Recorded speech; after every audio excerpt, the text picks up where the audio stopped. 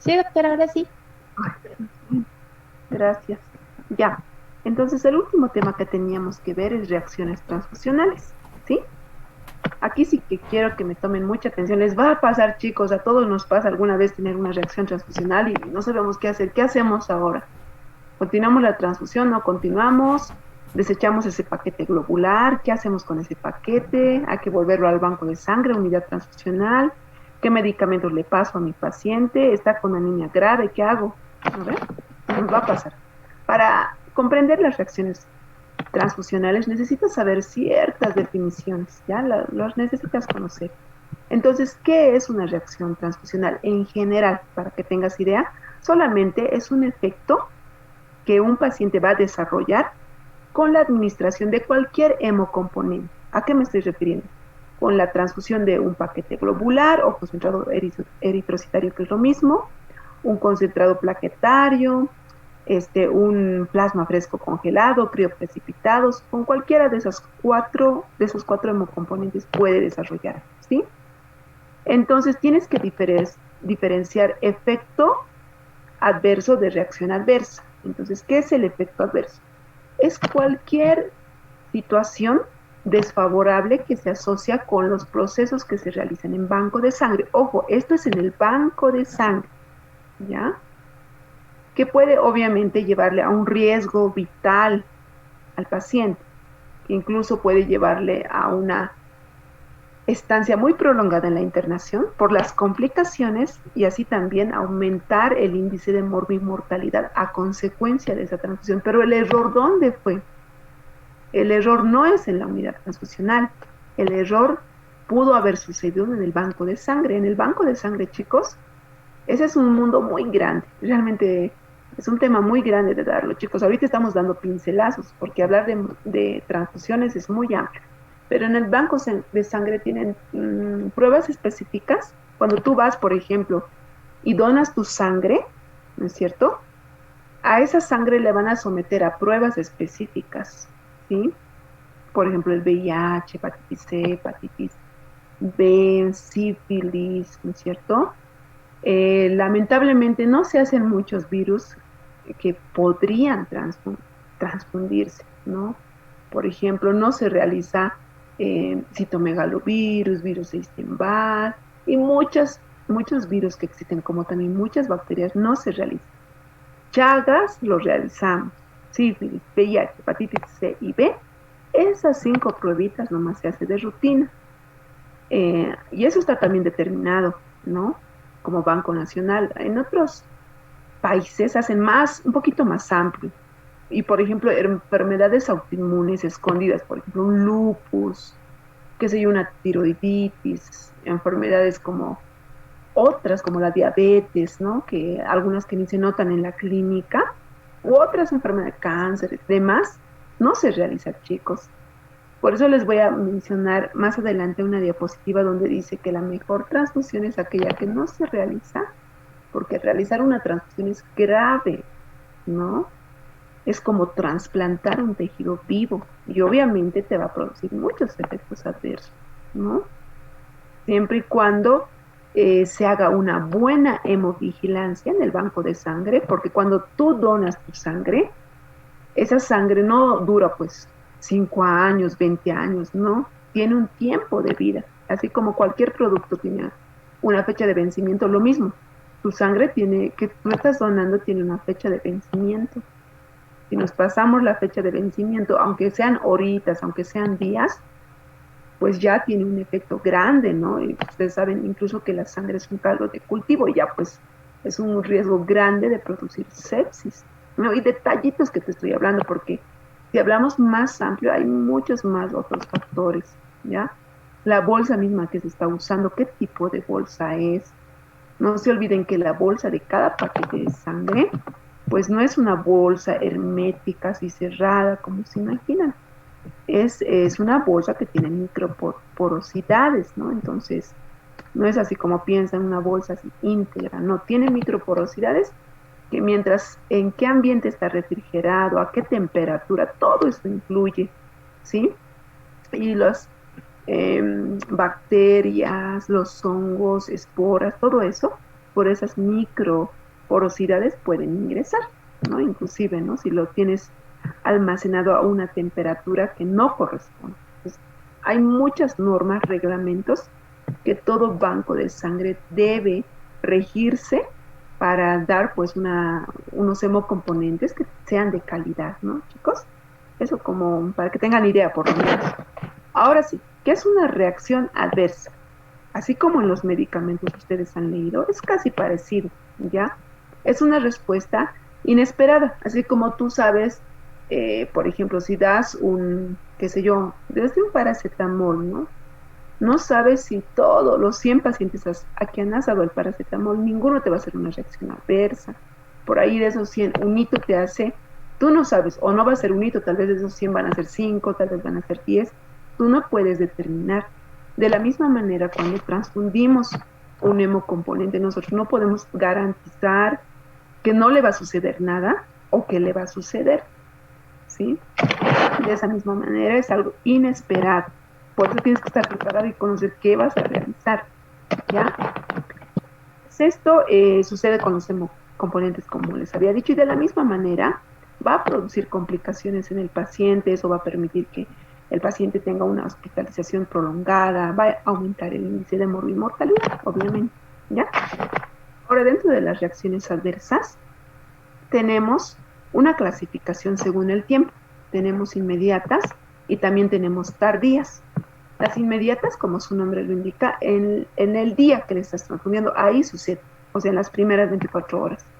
Las tardías son después del día que le transfundes, después de 24 horas, y pueden durar semanas, meses e incluso años, imaginad, por una transfusión de sangre, ¿no? Ahora, según el mecanismo que está participando en esta reacción transfusional o transfusional, se divide cada una, ¿no? Tanto las inmediatas y las tardías, ambas se dividen en no inmunológicas e inmunológicas. Y como su nombre lo indica, ahí ya lo has entendido. Estas inmunológicas son por la reacción antígeno-anticuerpo. Las no inmunológicas son no por antígeno-anticuerpo, sino pueden hacer por otro tipo de agentes. Incluso lo físico puede influenciar, la forma de administración, etcétera, ¿ya? Y la misma sangre, ahora lo vamos a ver. Aquí, por ejemplo, tenemos las inmediatas, ¿no? Como hemos dicho, por su mecanismo de acción, inmune, no inmune, ¿ya? ¿Y qué estamos viendo? Vamos a empezar con las no inmunológicas, ¿ya? Las no inmunológicas pueden ser todas estas, fíjense, aquí tomen atención. Tu paciente por una transfusión de sangre, de plasma fresco congelado, sobre todo, ¿ya? Puede presentar una insuficiencia cardíaca congestiva solo por la transfusión. Y tú te preguntas, ¿pero por qué tiene una insuficiencia cardíaca congestiva? Porque tu paciente, siendo cardiópata o teniendo una sobrecarga hídrica, un problema de hipoalbuminemia, etcétera, ¿sí?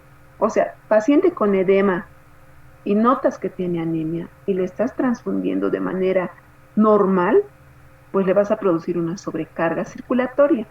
Un paciente cardiópata no debe recibir una transfusión común y corriente, debe ser en menor volumen, pero como le estás dando un volumen normal que sería alto para este paciente, pues le vas a producir una sobrecarga circulatoria, es lo que se denomina TACO, ¿no? Por esta reacción anticuerpo, por esta reacción de sobrecarga, disculpen, donde sobrecargas al corazón mismo, ¿no?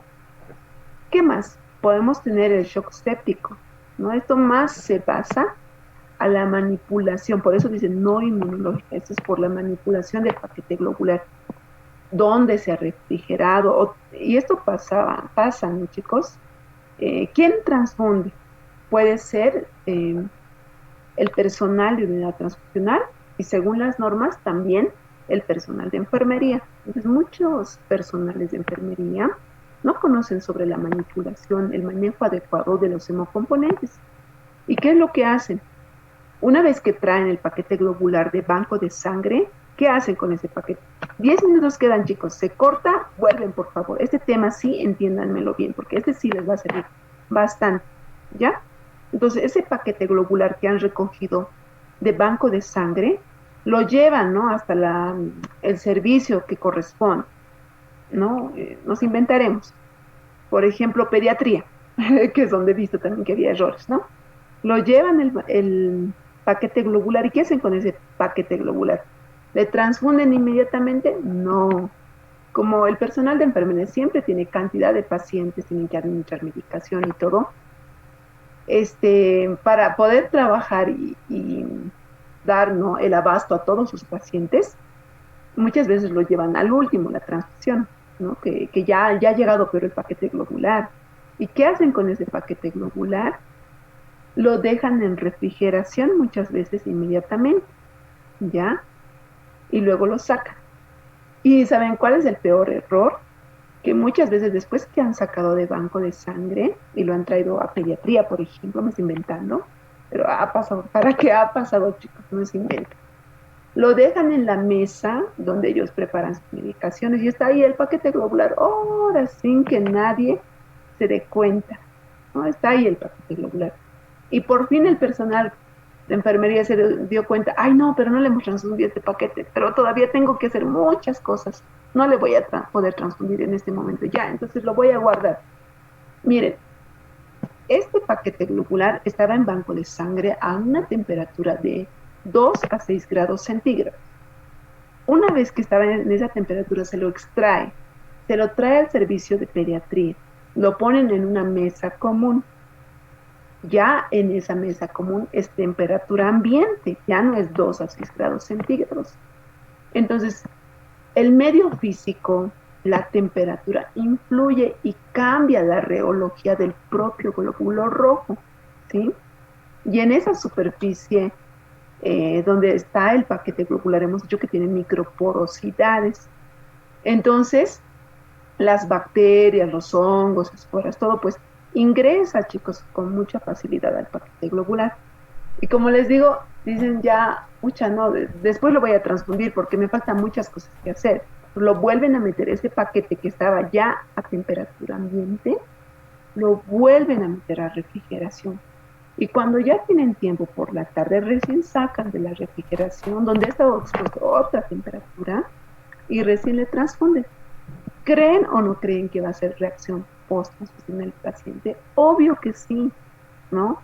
En este caso estamos hablando de un shock séptico, donde ha sido manipulado, ha estado en superficies contaminadas, ¿no? Y obviamente va a ser esta consecuencia. ¿Ya? Seguiremos. Sí. Lo que les decía de la hemólisis no inmune, en realidad ya les he explicado. Es la destrucción física o química de la sangre. Esto es acerca de la temperatura. Lo has expuesto a diferentes temperaturas, de frío a calor, de calor nuevamente a frío, ahora de frío a calor. Obviamente que el glóbulo rojo se va a destruir, va a hemolizar. A eso nos referimos. Y la embolia es lo que, bueno, no sucede mucho, pero podría suceder, ¿no? Es aquellos microémbolos o detritos de sangre almacenada que pueden estar dentro de la bolsita de sangre que se puede transfundir al paciente. O de lo contrario, el aire que también puede estar en las vías, ¿no? En la venoclisis misma, que se puede transfundir al paciente y el paciente presentar embolia. Esto de los microémbolos, los detritos que les indico, es cuando no se hace una buena centrifugación o cuando es un paquete globular que ya ha caducado, ¿no? Ya su fecha de vencimiento pasó. Y esto de la hiperpotasemia también sucede, por eso les enseño siempre que lo correcto de transfundir, perdón,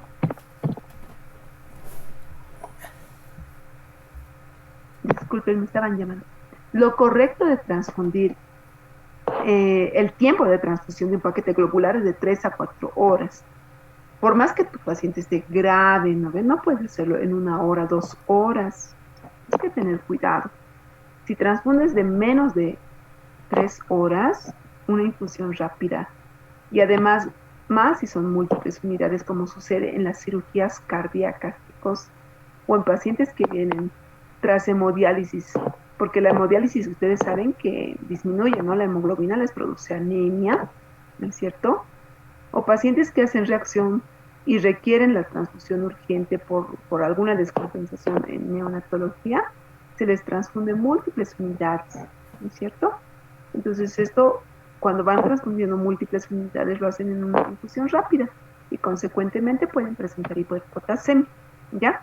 Peor si es un paciente con daño renal, ¿no? Porque el nefrópata ya de por sí tiene hiperpotasemia, más la transfusión masiva, pues más se exacerba la hiperpotasemia, ¿ya? La transfusión masiva, sobre todo en pacientes cardíacos, cirugía cardíaca, ¿no? Puede producir la acumulación de citrato de calcio y como consecuencia, posteriormente puede desarrollar el paciente una hipocalcemia, ¿ya? Entonces eso también es importante, chicos, por el anticoagulante que lleva cada hemocomponente, en este caso el paquete globular, ¿ya? Y pues vamos a seguir también, que son muchas reacciones inmediatas no inmunológicas, ¿no? Y esta que estoy mencionando es una común también, la reacción hemolítica, ¿no? Y ahora, ¿por qué se produce una reacción hemolítica? Puede ser por anticuerpos antieritrocitarios, ¿ya?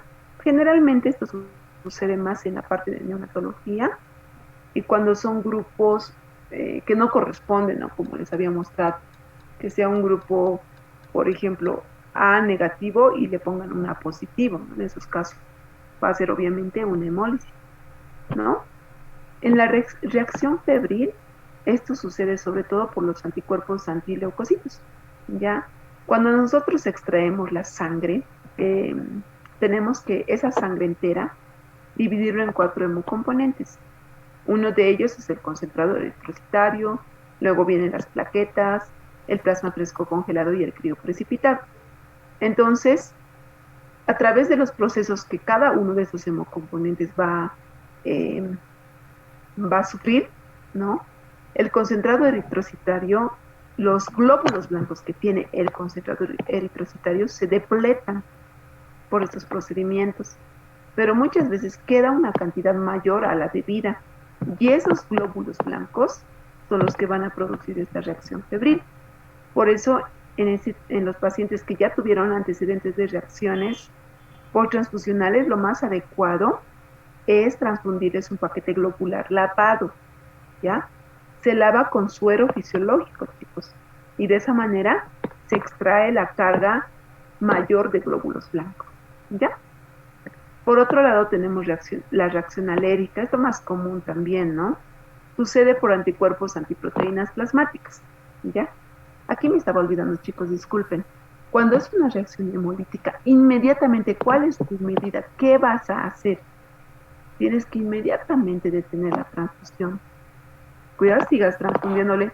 Le vas a llevar a hemodiálisis a tu paciente, de que no era enfermo renal siquiera, por la reacción hemolítica masiva, puede llegar a hemodiálisis tu paciente por falla renal. Entonces, ¿y cómo te vas a dar cuenta? Es lo mismo que la anemia hemolítica. Lo que domina, como dice su nombre, hemólisis, hay destrucción de glóbulos rojos. El paciente va a empezar a tener palidez, ictericia, va a empezar a tener oliguria, ¿no es cierto? Diaforesis, distrés respiratorio, todo aquello. Entonces tenemos que inmediatamente detener la transfusión, ¿ya? ¿Qué tienes que decir? Tienes que comunicar tanto al banco de sangre y a la unidad transfusional que te ha sucedido o tu paciente tiene una reacción hemolítica. Porque nuevamente con ese paquete que ya lo has detenido la transfusión, se tiene que volver a hacer las pruebas cruzadas mayores, menores, verificar que realmente le han pasado el grupo que correspondía, el RH que correspondía y demás, ¿ya? Cuando te pasa una reacción febril, pues es fácil, solamente le das antipiréticos. Cuando te sucede una reacción alérgica también es fácil. Si es grave la reacción alérgica, o sea, de tipo reacción, por ejemplo, anafiláctica, ahí sí que tienes que usar hidrocortisona, ¿no? Dosis altas, ¿sí?